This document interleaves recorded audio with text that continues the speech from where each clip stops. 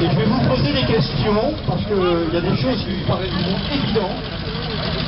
On va être sur une transition de la traction, c'est-à-dire les défauts de jeunesse de la traction, qui fait tout son charme.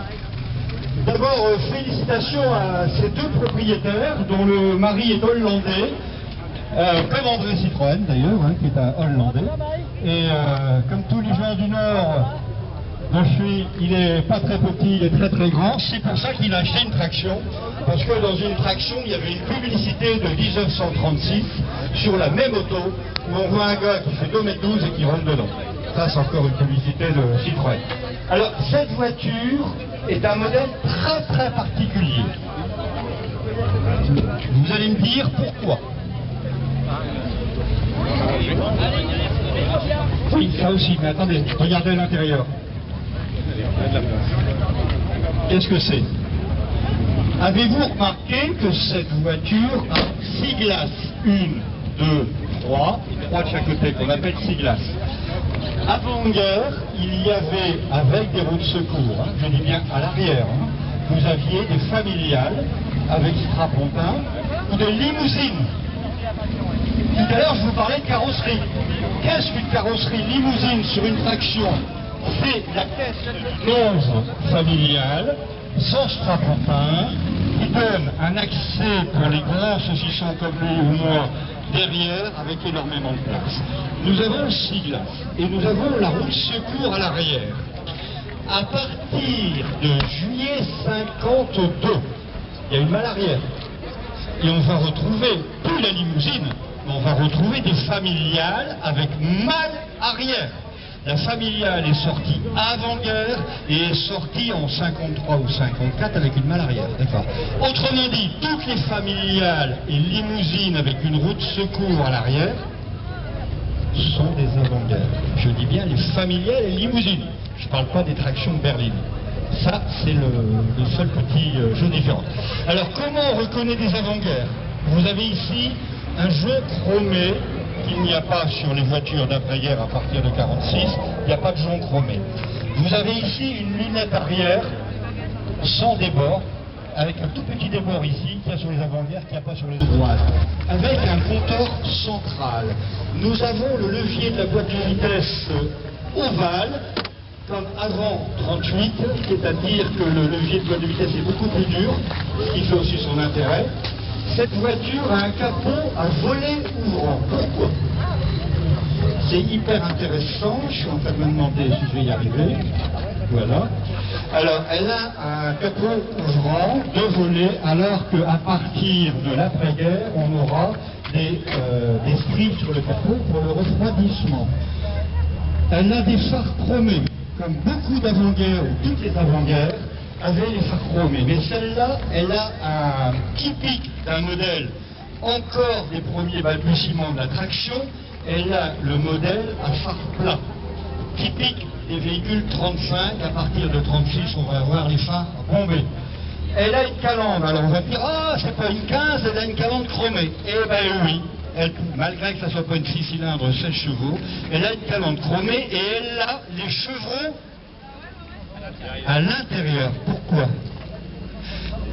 Souvenez-vous, pour les vieux de mon âge, que les Rosalie qui sont sortis de 32 à 38 pour les UA ou 34 pour les vraies Rosalie, avaient à partir d'octobre 32, après octobre 32, on avait mis les chevrons à l'intérieur de la calandre.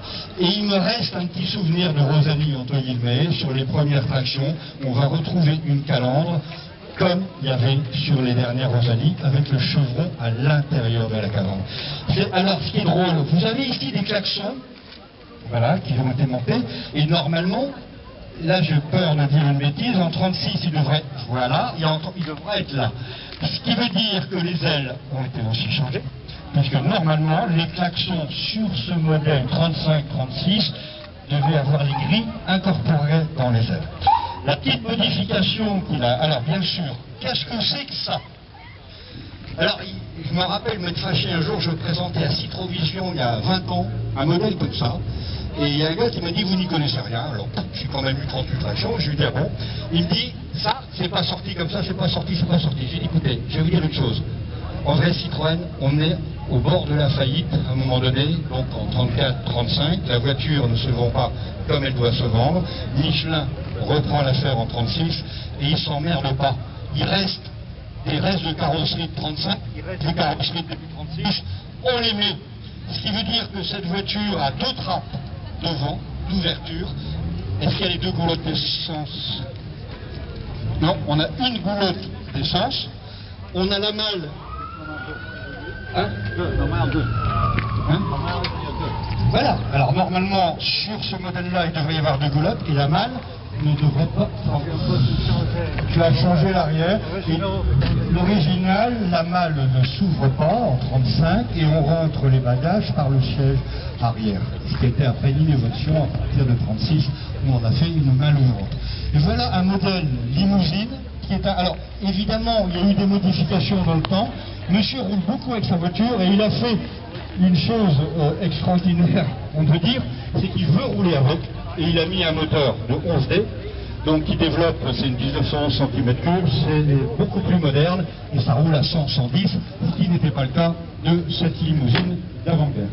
Voilà, c'est un modèle exceptionnel parce que le tissu a été refait dans une couleur d'époque et je voulais vous faire voir les intérieurs, la finition qui est rare chez Citroën. Hop là, alors toutes les petites finitions qu'il y a sur les limousines, je me rappelle en avoir vu à Rennes en 74, il y en avait une à vendre qui est en parfait état, que j'avais failli acheter, et c'était une rare limousine, et elle avait tous ces... Voilà. Je parle de limousine et pas de familiale. La limousine, c'est la caisse de la familiale, sans le strapontin. Une place extraordinaire. Voilà, voilà une voiture que je voulais présenter parce que vous n'êtes pas prêts pour voir ce type d'auto rouler. Aussi, ça c'est le fake book, et après c'est gris. Alors, ça normalement, oui, ça a été peint, c'est pas très joli, ça doit être marron, mais sur mon avant-guerre, c'est marron. Je me demande si c'était pas marron au lieu d'être gris, comme les avant-guerres à marron unis. Je pense, hein, je pense. Bon, ça, c'est pas d'origine. Mais bon. Non, c'est d'origine. C'est d'origine? Oui, oui, oui. Attends, là? Oui. Tu es sûr de toi? Après, c'est gris. Ah, après, c'est gris. Non, non, mais attends. Excusez-moi, là, j'ai un petit doute. L'imitation de bois, oui. Moi, sur mon avant-guerre, je suis en marron, mais uni. Je pense jusqu'à l'année 34-35. 34-35. Je pense. On est dans les transitions encore.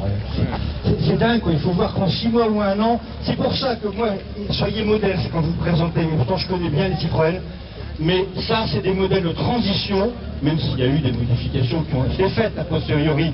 Mais je dis, arrêtez de dire c'est comme ça, c'est marqué dans le catalogue. Non. Parce que Michelin, à un moment donné, il fallait finir les stocks. Hein, on était aussi dans la crise, on avait le choix dans la couleur, c'était noir ou noir. Je dis ça, c'est comme la 2 chevaux. Vous la voulez en quelle couleur? Gris ou gris? Pourquoi? Parce qu'à un moment donné, en vrai, Citroën avait fait des couleurs extraordinaires. On avait tous les choix des couleurs, comme sur les Rosalie. Et ça coûtait de l'argent. D'accord? Michelin s'est dit, oh ouais, je te mets un peu d'or dans ta maison, tu vas voir, chaque choix dans la couleur, c'est noir ou noir.